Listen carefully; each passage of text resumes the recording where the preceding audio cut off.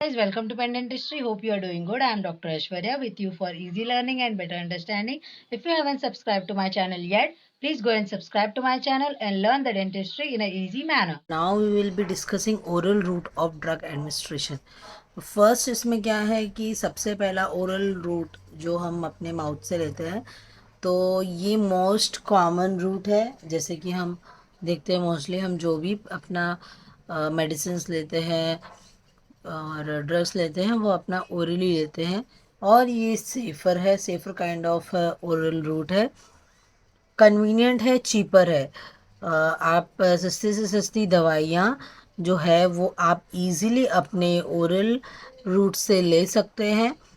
Convenient होता है, patient के लिए इजी होता है लेना, डायरेक्टली वो अपने माउथ में रख के और पानी से ले लेता है। तो ये है ओरल रूट।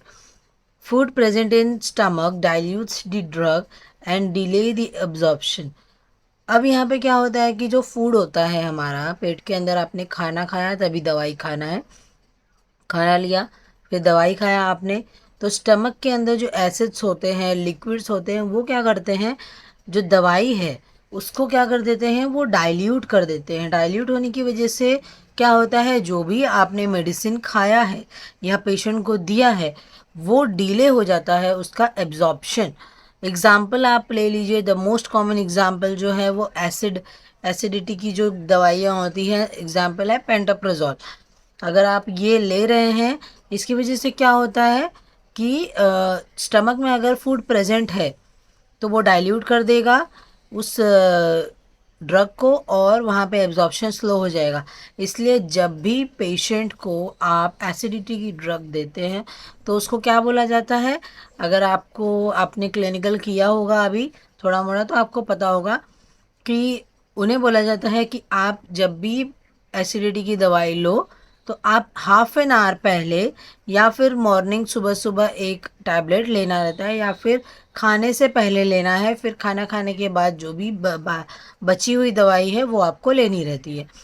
तो ये इसलिए ओरल रूट में जो हमारी एसिडिटी की गोली एग्जाम्पल पेंटाप्राजोल, ये बिफोर द मील लिया जाता है। क्यों? क्योंकि ये डाइल्यूट कर देता है ड्रग्स को और एब्जॉर्प्शन स्लो हो जाती है। अब इसमें एडवांटेज क्या है और डिसएडवांटेज क्या है।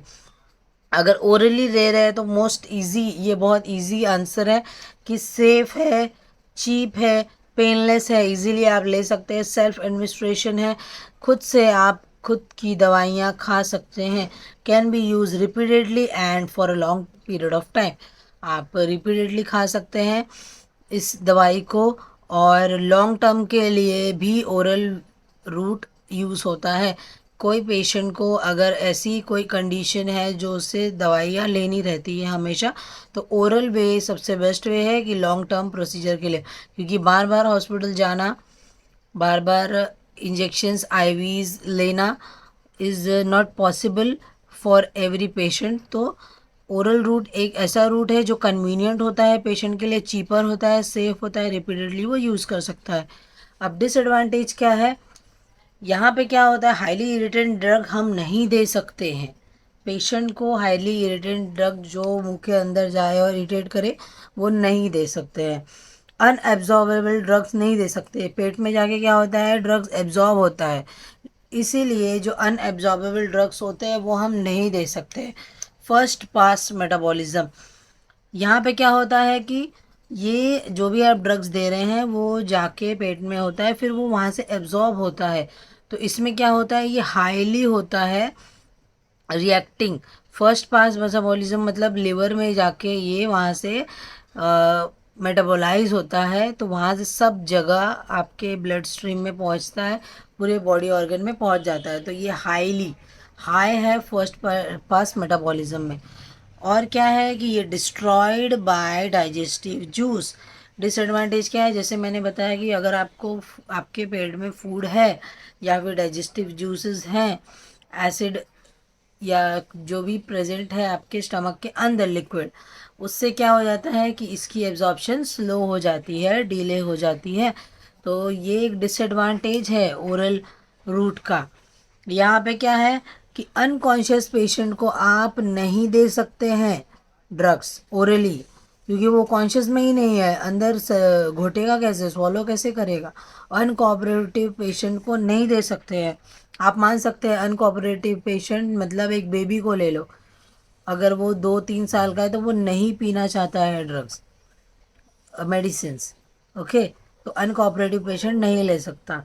अगर पेशेंट को वॉमिटिंग आ रही है, डायरिया हो रहा है, तो उसे भी नहीं दे सकते हैं, क्योंकि ऑलरेडी वो वॉमिट कर रहा है, उसका स्टमक जो है वो कंट्रैक्शन में है, और वो जो पेट में है उसके वो पूरा बाहर निकाल दे रहा है, वॉमिट कर दे रहा है। तो आप जब दवाइयाँ दोगे उसको ओरली, तो वो पेट में क्या करेगी, वो पेट में अब्जॉर्ब होगी ही नहीं, वो बाहर आ जाएगी।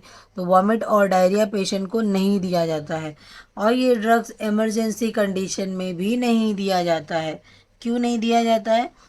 क्योंकि ड्रग्स को पेट में जाने के लिए कम से कम 10 मिनट लगता है एब्जॉर्ब होके पूरे बॉडी में पहुंचने तक।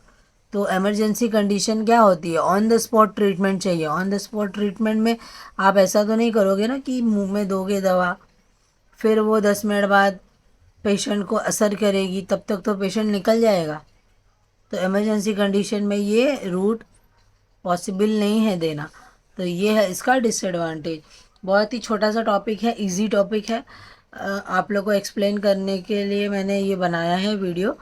तो अगर आपको वीडियो अच्छी लगी हो तो लाइक करिए, सब्सक्राइब करिए, शेयर करिए अपने फ्रेंड्स और बैचमेट्स के साथ for easy learning and better understanding. Thanks for watching pen dentistry.